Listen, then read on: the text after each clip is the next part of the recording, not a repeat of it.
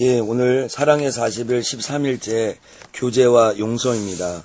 관계는 인디애나폴리스 500마일 레이스 자동차 경주를 말하는 것입니다. 이와 관계는 비슷합니다. 우리는 지금 조용한 시골길을 천천히 유람하는 것에 대해 이야기하는 것이 아닙니다.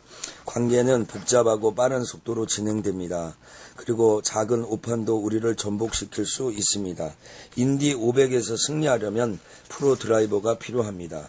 관계라는 경주에서는 이 코스를 운전해 본 딱 한 명의 전문가가 있습니다. 바로 예수님입니다. 그분은 관계를 만드신 분이며 그 관계에 힘을 주시고 올바른 방향으로 인도하실 수 있습니다. 예수님은 말씀하십니다. 내가 너희를 사랑한 것 같이 너희도 서로 사랑하라. 그분은 당신이 새롭고 더 나은 방법으로 사랑할 수 있도록 당신에게 자신의 능력을 주시기 원하십니다. 우리가 사랑이라고 부르는 것들의 대부분은 사실 예의 바른 이기심입니다. 우리는 당신을 사랑합니다 라고 말하지만 그 실제적인 의미는 나는 당신을 사랑합니다. 왜냐하면 인 것입니다. 당신은 나에게 이런 것들을 해주니까요. 당신은 예쁘니까요. 당신은 멋있으니까요. 당신은 똑똑하니까요. 당신은 부자니까요. 또는 만약 당신이 뭐뭐 한다면 당신을 사랑합니다 이기도 합니다. 만약 당신이 내 필요를 채워준다면, 만약 당신이 지나치게 번거롭게 하지 않는다면, 아니면 나는 뭐뭐 할 때 당신을 사랑합니다 일 수도 있습니다. 내가 성공했을 때, 내가 좋은 하루를 보냈을 때, 내가 사랑하고 싶을 때 예수님은 우리를 더 높은 수준의 사랑으로 부르십니다. 우리 혼자의 힘으로는 결코 이런 사랑을 할 수 없습니다. 예수님은 내가 너희를 사랑한 것 같이 라고 말씀하십니다. 예수 그리스도는 당신의 관계 속에 당신이 감히 가능하다고 생각지도 못했던 능력을 주십니다. 그 능력은 사랑하고 성장하는 힘이며 하루를 마칠 때 관계로 인해 피곤에 지치지 않을 수 있게 해주는 힘입니다. 예수님은 우리에게 정확히 무엇을 하라고 힘을 주시는 걸까요? 신약 성경을 차례대로 읽어보면 정해진 방법에 따라 예수님처럼 사랑하라는 도전이 정기적으로 나타나는 것을 볼 수 있습니다.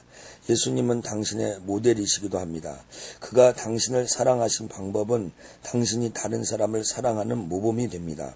성경은 이런 내가 한 것 같이의 사랑을 실천할 수 있는 방법으로 가득하고 있습니다. 오늘과 내일 이틀 동안은 우리 모두에게 도전이 되는 이 방법들 중에서 가장 강력한 4가지에 대해 생각해 보려고 합니다. 첫 번째는 교제입니다. 예수님처럼 사랑하려면 우리는 교제를 해야 합니다. 사도 요한은 다음과 같이 선포하고 있습니다. 그 빛 가운데 계신 것 같이 우리도 빛 가운데 행하면 우리가 서로 사귐이 있고 라고 합니다. 교제라는 단어는 마음이 맞는 사람들이 가깝게 지냄이라는 사전적 의미를 가지고 있습니다. 가깝게 지내는 교제는 다른 사람들과 실제적으로 함께 시간을 보내는 것을 의미합니다. 마음이 맞는 교제는 이 사람들과 보내는 시간을 즐기는 것을 의미합니다. 대부분의 시간을 혼자 보내면서 사랑을 말하기는 쉬울 것입니다. 진정한 사랑을 하려면 다른 사람들과 함께 시간을 보내야만 하는 것입니다. 오늘날에는 교제를 방해하는 여러 가지 첨단 기술의 장애물들이 있다는 것을 인정해야 합니다. 당신이 사람들과 함께 있다 하더라도 실제로는 그들과 함께 있지 않을 수 있습니다. 당신은 전화로 대화를 나누면서 이메일을 읽을 수 있습니다. 친구와 함께 걸어가고 있지만 둘 다 핸드폰을 귀에 꽂고 있습니다. 대화를 나눌 수 없는 영화관에 있다면 그것은 데이트라고 할 수 없습니다. 우리는 지금 관계를 맺기 위해서 관계를 끊어야 합니다. 사람들과 관계를 맺기 위해서 여러 가지 매체와의 관계를 끊어야 하는 것입니다. 하지만 교제를 방해하는 가장 큰 장애물은 우리의 과학기술이 아닙니다. 우리의 생각입니다. 우리는 교제의 의미를 오해하고 축소하고 있습니다. 이것은 분명한 사실입니다. 교제란 단어는 대부분 자판기 커피를 마시려고 들르는 교회 뒤편에 있는 친교실을 가리킬 때 사용됩니다. 그곳의 커피만 스타벅스 커피보다 맛있는 것이 아닙니다. 그곳에 이루는 교제도 마찬가지입니다. 진정한 교제는 강요되거나 계획될 수 없습니다. 그것은 결심하고 받아들여져야 합니다. 삶 속에서 예수님을 따르려고 노력하는 사람, 실제로 당신과 함께 시간을 즐길 수 있는 누군가를 찾아야 합니다.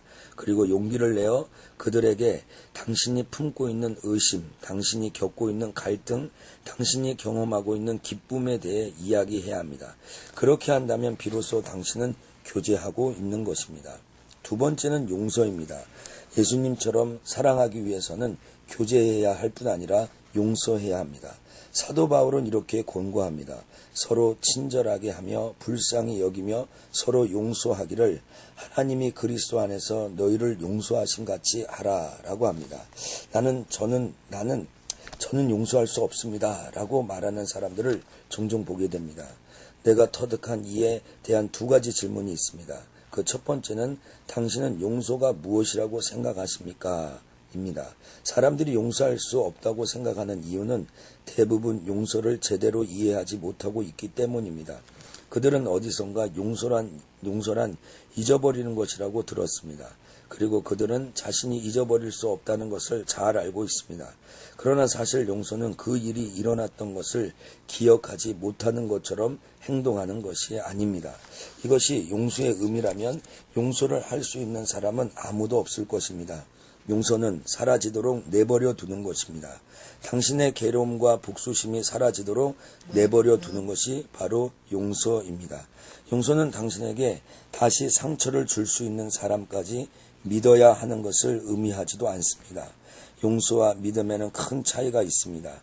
예수님이 보여주신 본보기를 따르려면 상대방의 의견에 상관없이 곧바로 용서해야 합니다. 그러나 믿음을 다시 쌓는 데는 시간이 걸립니다. 누군가가 당신에게서 돈을 훔쳤다면 그 사실을 알게 된 바로 그 순간 그에게 용서를 베풀 수 있습니다. 하지만 그가 혼자 있을 때 돈을 두고 다시 자리를 비울 수 있게 되려면 그만큼의 믿음이 다시 쌓여야 할 것입니다. 두 번째 질문은 용서하지 않음으로써 누구를 벌 주려고 하십니까? 입니다. 자칫 방심하면 자신이나 자신이 사랑하는 사람에게 상처를 주었던 사람을 벌 주기 위해서 그 상처를 간직해야 한다고 생각하기 쉽습니다. 사실 그렇게 해서 당신이 벌을 주게 되는 것은 결국 자기 자신뿐입니다. 당신에게 상처를 준 사람은 당신이 지금 무슨 생각을 하고 있는지 알지도 못하고 신경 쓰지도 않습니다. 결국 당신에게 상처 준 사람에 개의치 않고 자기 갈 길을 가는 동안 그 상처는 당신의 마음을 찢어 놓을 것입니다. 그리고 이러한 괴로움을 통해 과거의 고통은 계속해서 당신에게 상처를 주고 말 것입니다. 이러한 괴로움은 하나님과의 관계를 포함한 당신의 모든 관계에 상처를 입히게 됩니다. 예수님은 말씀하셨습니다. 서서 기도할 때에 아무에게나 혐의가 있거든 용서하라. 그리하여야 하늘에 계신 너희 아버지께서도 너희 허물을 사하여 주시리라 하십니다. 마가복음 11장 25절에 그렇게 말씀하십니다. 다른 사람을 용서하지 않으면서 그것이 하나님과 당신의 관계에 영향을 주지 않도록 할 수 있다고 생각한다면 당신은 스스로를 속이고 있는 것입니다. 당신이 지금 용서에 대한 문제로 힘들어하고 있다면 당신은 혼자가 아닙니다. 예수님은 당신을 이해하시고 당신에게 처방을 내려주십니다. 그분은 100만 달러의 빚을 탕감받은 어떤 종이 자신에게 겨우 몇백 달러 빚진 사람을 용서하지 못한 이야기를 해주셨습니다. 이야기를 마치면서 예수님은 용서를 베풀지 못한 종에게 어떤 일이 생겼는지 말씀해 주십니다. 마태복음 18장 32절에서 35절에 보면 이에 주인이 그를 불러다가 말하되 악한 종아 내가 빌기에 내가 내 빚을 전부 탕감하여 주었거늘 내가 너를 불쌍히 여김과 같이 너도 내 동료를 불쌍히 여김이 마땅하지 아니하냐 하고 주인이 노하여 그 빚을 다 갚도록 그를 옥졸들에게 넘기니라. 너희가 각각 마음으로부터 형제를 용서하지 아니하면 나의 하늘 아버지께서도 너희에게 이와 같이 하시니라 합니다. 예수님이 이 말씀을 하실 때 마시멜로같이 부드러운 표현을 사용하지 않으셨습니다. 그분의 문제의 핵심을 지적하시고 우리가 누군가를 용서하지 못하는 이유는 우리에게 필요한 하나님의 용서와 은혜를 잘못 받아들이고 있기 때문이라는 사실을 숨김없이 말씀하십니다. 받아들이고 싶지 않은 이 진실은 우리에게 신선한 자극을 줍니다. 용서하는 것이 힘겹게 느껴진다면 자꾸만 느껴지는 그에 대한 죄책감에서 빠져나와 하나님의 은혜를 바라보며 당신의 죄에 대한 그분의 크신 용서를 마음을 다해 찬양하십시오. 내가 깨달은 바에 의하면 예수님이 나를 용서하셨다는 사실을 받아들여야만 다른 사람을 용서할 힘이 생깁니다.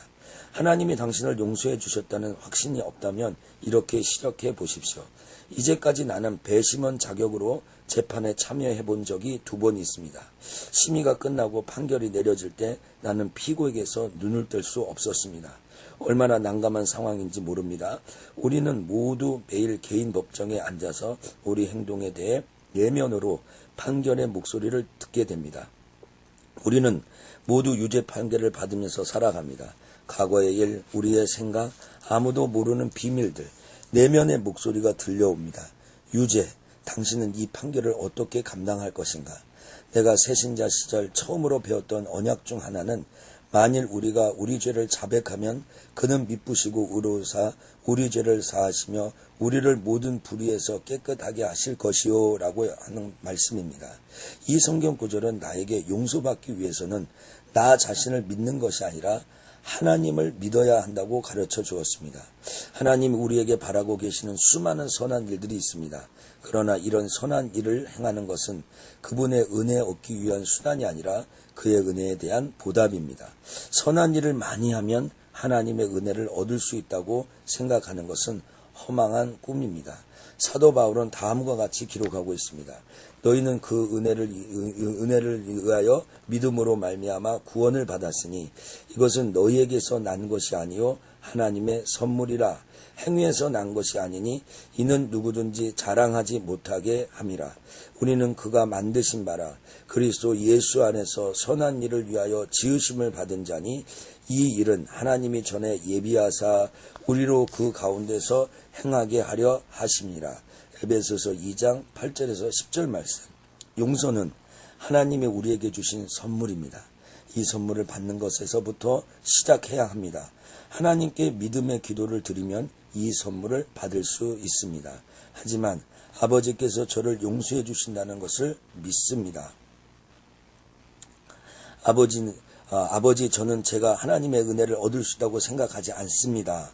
하지만 아버지께서 저를 용서해 준다는 것을 믿습니다. 이렇게 고백하셔야 됩니다.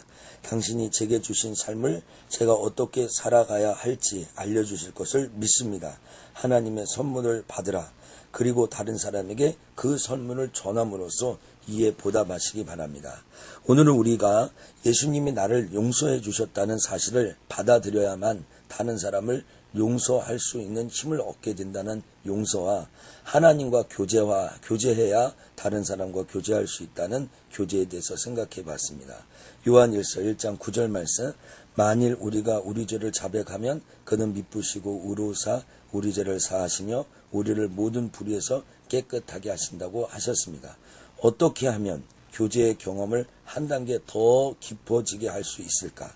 내 삶 속에서 내가 용서해야 할 사람은 누구인가? 오늘 하루 동안 생각해보는 우리 석천의 식구들이 되기를 주님의 이름으로 간절히 축원합니다. 감사합니다.